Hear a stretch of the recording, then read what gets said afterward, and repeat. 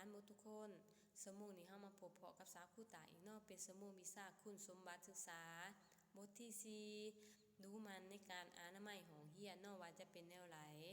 โดยสมุก่อนสาวคู่ก็เลยพาหลานเฮียนบทที่3เนาะการปฏิบัติกฎระเบียบของหอเฮียนเนาะตั้งแต่ข้อที่1หาข้อที่12เนาะหรือว่าหูภาพที่1หาหูภาพที่12ล้านหน่อยก็ได้เฮียนไปแล้วเนาะมาเป็นแนวไหนล้านหน่อยก็ได้ส่งเป็นวิดีโอมาให้สาวคู่ตากได้เบิ่งนำเนาะสาวคู่ตากขอชมเชยเด้อล้านหน่อยเก่งหลายเนาะโดยเพื่อบ่เป็นการเสียเวลาสาวคู่จะมาเข้าสู่บทที่4เนาะบทเรียนบทที่4ของเฮาเลยเนาะดูมันในการอนามัยของเฮียนว่าจะเป็นแนวไหนเฮามาสังเกตเบิ่งคำถามข้อที่1ล้านหน่อยตั้งใจฟังเด้อคำถามข้อที่1เนาะนักเรียนในแต่ละหูภาคเฮ็ดหยังแลช่วยกันหน่วยก่อเนาะหน่วยก่อนักเรียนในแต่ละหูภาคเฮ็ดหยังแลช่วยกันเฮามาสังเกตเบิ่งหูภาคของหน่วยก่อเนาะนี่แม่นหูภาคหน่วยก่อหูภาคหน่วยก่อเนาะว่าแต่ละคนได้พากันเฮ็ดหยังเฮามาสังเกตเบิ่งหูภาคที่1หรือว่าข้อที่1เนาะพวกหลานสังเกตเห็นหยังบ่ข้อที่1นี่แม่นห้องเฮียนเนาะห้องเฮียนมีโต๊ะมีตังมีกระดานเนาะโต๊ะคู่แหละพวกร้านเห็นหยัง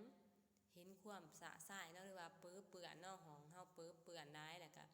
โต๊ะตังบ่เป็นระบบระเบียบเนาะมีความบ่สะอาดในผืนเนาะแบบว่ามีเจียหกหลายเนาะข้อที่1เนาะห้องเฮียนอยู่ในสภาพแบบว่าเปื้อเปื้อนเนาะ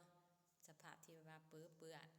และเฮามาสังเกตเบิ่งข้อที่2เนาะข้อที่2สมาชิกหน่วยกอและลงมืออนามัยแบบว่าสมาชิกของหน่วยกอเนาะเป็นหมู่คู่กันเนาะที่ได้พากันอนามัยได้พากันตั้งใจเนาะช่วยเหลือกันสามัคคีซึ่งกันและกันเนาะอนามัยของเฮียนที่ว่ามีความเปื้อเปื้อนได้จัดโต๊ะจัดตังปัดกวาดพื้นให้มีความสะอาดจบงามเนาะแล้วถ้าเฮามีความสามัคคีกันเนาะเบียก็สำเร็จได้ไวเนาะเช่นว่าผู้หนึ่งได้พากันจัดโต๊ะจัดตังเสร็จโต๊ะเสร็จตังปัดกวาดพื้นให้มีความสะอาดจบงามนี่แม่นความสามัคคีของหน่วยกอเนาะนักเรียนหน่วยกอสมาชิกหน่วยกอเลยลงมืออนามัยช่วยกันเนาะถือว่าชมเชยเนาะเก่งหลายและเฮามาสังเกตเบิ่งรูปภาพที่3เนาะรูปภาพที่3หน่วยกอได้อนามัยช่วยกันหมดทุกคนถือว่าดีหลายเนาะชมเชยเนาะนักเรียนหน่วยกอที่ว่าอยู่ในหอเรียนได้พากันตั้งใจเนาะช่วยเหลือกันอนามัยของเรียนให้อยู่ในความสะอาดจบงามเนาะเช่นว่ามีโต๊ะมีตังก็เลยพากันช่วยกันเนาะเช็ดกระดานเช็ดโต๊ะเช็ดตังปัดกวาดพื้นของเรียนเนาะให้สำเร็จได้มีความสะอาดจบงามนักเรียนหน่วยกอก็ได้มีความสามัคคีกันถือว่า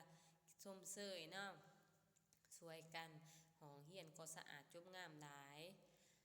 แล้วเฮามาเบิ่งรูปภาพที่4เนาะรูปภาพที่4หน่วยกอและอนามัยห้องได้ดีหลายจึง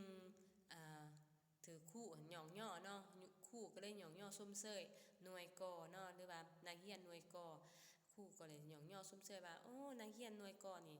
ชมเชยหลายเด้อที่มีความสามัคคีกันได้ช่วยเหลือกันอนามัยของเรียนจนจบงามและสะอาดเนาะ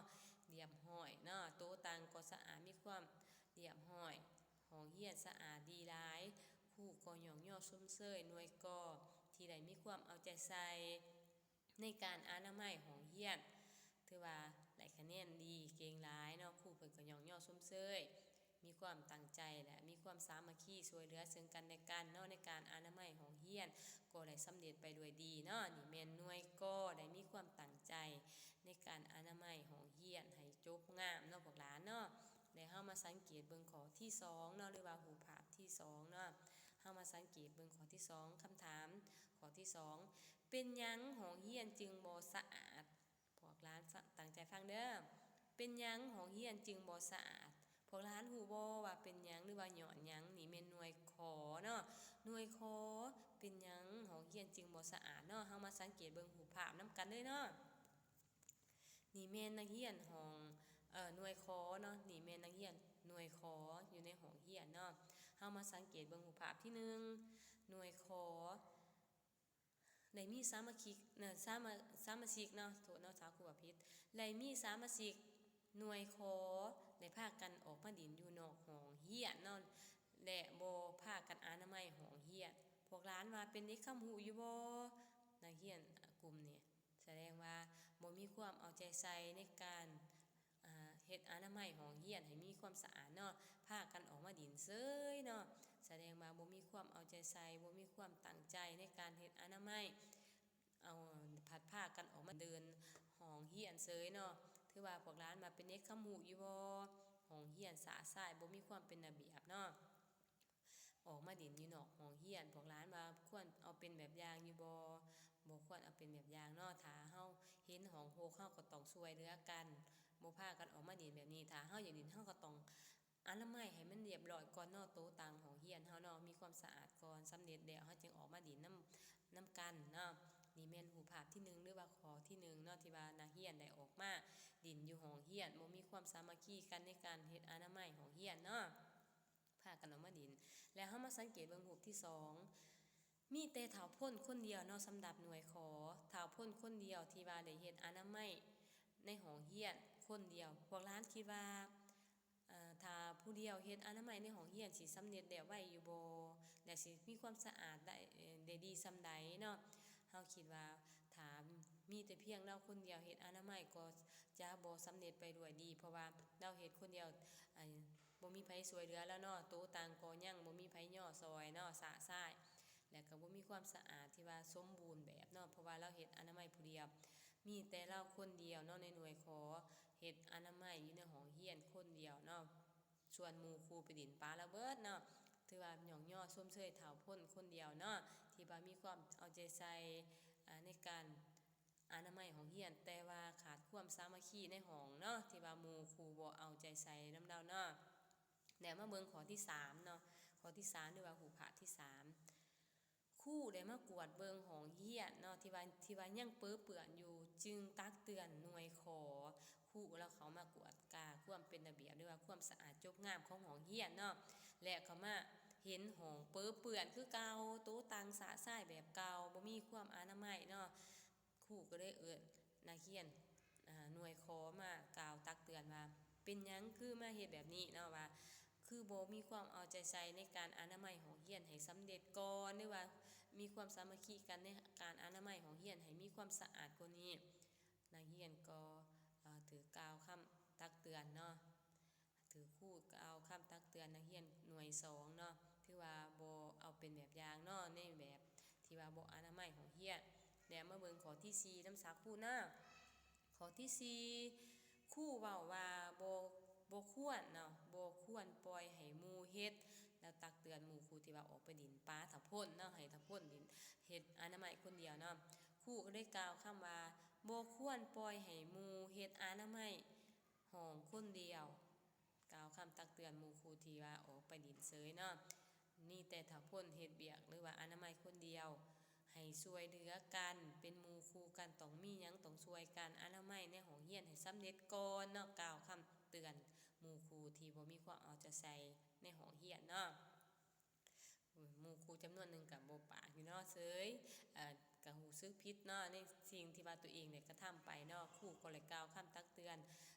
เทื่อหน้าเทื่อในหรือว่าโอกาสหน้าบ่ให้เฮ็ดแบบนี้มีหยังก็ต้องช่วยเหลือกันครูเพิ่นกล่าวคำตักเตือนเนาะโดยนี่แม่นนักเรียนหน่วยคอเนาะที่ว่าอนามัยห้องเรียนที่ว่าบ่สำเร็จเนาะอนามัยห้องเรียนบ่สำเร็จหรือว่ายังมีความบ่สะอาดหรือว่าเปื้อเปื้อนเนาะนี่แม่นรูปภาพหน่วยคอที่ว่าบ่ได้เอาใจใส่ในการเฮ็ดความสะอาดในห้องเรียนเนาะเฮามาสังเกตเบิ่งข้อที่5ครูเนาะมาเบิ่งครูเพิ่นก็ได้เอิ้นนักเรียนเนาะครูเราก็เลยย่องย่อนักเรียนที่ว่าได้เฮ็ดอนามัยได้ดีได้มีความรับผิดชอบครูก็เลยตักเตือนนักเรียนที่ว่าบ่เฮ็ดอนามัยในห้องเรียนเนาะมีหน่วยกได้หน่วยขอครูได้ย่องย่อหน่วยกว่าชมเชยหลายนักเรียนหน่วยกได้มีความสามัคคีได้มีความรู้มันในการอนามัยห้องเรียนให้สำเร็จได้ถือว่าเป็นแบบอย่างที่ดีในการอนามัยห้องเรียนและมีความสามัคคีช่วยเหลือซึ่งกันและกันเนาะ สามัคคีกันในการอนามัยของเฮียนให้สำเร็จได้ดีถือว่าครูก็ย่องย่อซุ่มเซยหน่วยก่อเนาะถือว่าเอาเป็นแบบอย่างที่ดีและครูก็เลยกล่าวคำตักเตือนหน่วยขอว่าบ่ให้หน่วยขอเฮ็ดแบบอย่างที่บ่ดีอีกเด้อให้หน่วยขอได้ปรับปรุงแก้ไขสิ่งที่บ่ควรเฮ็ดเช่นว่าออกไปดินในเวียกที่ว่าบ่ทันแล้วเนาะหรือว่าบ่สำเร็จแล้วปล่อยให้หมู่ชื่อว่าถ้าคนเฮ็ดเวียกคนเดียวอนามัยคนเดียวแบบนี้บ่ให้เฮ็ดอีกเนาะกล่าวคำตักเตือนหน่วยขอถ้ามีหยังก็ต้องพยายามช่วยเหลือซึ่งกันและกันช่วยเหลือหมู่เฮาจึงเฮ็ดเวียกอนามัยเรียบร้อยแล้วเฮาจึงไปดินได้ก็ตักเตือนหน่วยขอเนาะบ่ควรเฮ็ดแบบนี้อีกต่อไปก็ส้มเชยหน่วยกอเนาะที่ว่าเฮ็ดเวียกได้ดีและสามัคคีกันดีเนาะพวกหลานในเบิ่งหูภาพหรือว่าในฟังสาวอธิบายบทเรียนพวกหลานเข้าใจว่าแนวใดเนาะพวกหลานควรเอาเป็นแบบอย่างตามหน่วยกอแม่นบ่หรือว่าหน่วยขอโดยควรเอาเป็นแบบอย่างนี่หน่วยกอเนาะแต่บ่เอาเป็นแบบอย่างในหน่วยขอหน่วยกอเป็นนักเรียนที่ว่าเป็นตัวแบบที่ดีเนาะควรเอาเป็นแบบอย่างเด้อพวกหลานเด้อมีหยังต้องช่วยเหลือกันอนามัยช่วยกันให้สำเร็จเนาะโดยเพราะว่าเฮาเรียนอยู่ในห้องเรียนเดียวกันเฮาต้องฮักแพงกันมีหยังก็ต้องช่วยเหลือกันเนาะบ่ออกไปดินป้าหมู่แบบนี้เนาะแล้วเฮามาสรุปบทเรียนนำกันเนาะพวกหลานเนาะหลานหน่อยตั้งใจฟังเด้อนักเรียนทุกคนต้องมีความรู้มันเนาะนักเรียนแต่ละคนอยู่ว่าที่ว่าในห้องเรียนเฮาเนาะต้องมีความรู้มันและช่วยเหลือกันในการเฮ็ดอนามัยจึงจะเฮ็ดให้ห้องเรียนของพวกเฮาสะอาดจบงามเนาะถ้าห้องเรียนของเฮาบ่สะอาดหรือว่าเปื้อนพวกหลานอยากเรียนอยู่บ่ก็บ่อยากเข้าห้องเรียนเนาะเพราะว่ามันเปื้อนบ่สะอาดเนาะพวกหลานเนาะเพราะฉะนั้นเฮาต้องพากันสามัคคีกันแล้วก็ช่วยเหลือกันรักษาความสะอาดห้องเรียนให้อยู่ในความจบงามเนาะพวกหลานเนาะโดยชั่วโมงนี้เนาะ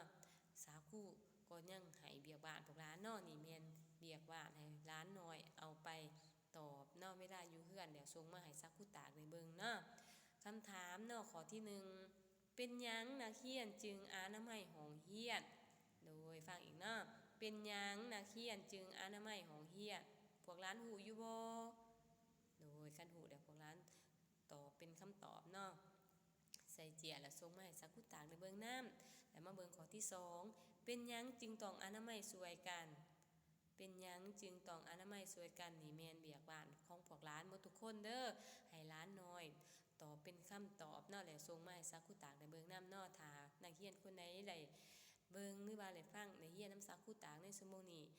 และส่งเป็นวิดีโอมาให้สักครูตากได้เบิ่งน้ำเนาะในการตอบคำถามสักครูขอชมเชยหลานหน่อยที่มีความเอาใจใส่ในการเรียนชั่วโมงนี้เนาะชมเชยหลานหน่อยเด้อโดยชั่วโมงนี้สักครูก็ได้พาหลานเรียนวิชาคุณสมบัติบทที่4เนาะหลานน้อยตั้งใจเรียนเด้อโดยสุดท้ายนี้สาวครูขออวยพรใส่ให้หลานน้อยหมดทุกคนเป็นเด็กคำฮูเป็นเด็กคำฮูของพ่อแม่เนาะตั้งใจเรียนเก่งๆโดยชั่วโมงนี้เฮาเรียนสำเนียงก่อนบ๊ายบาย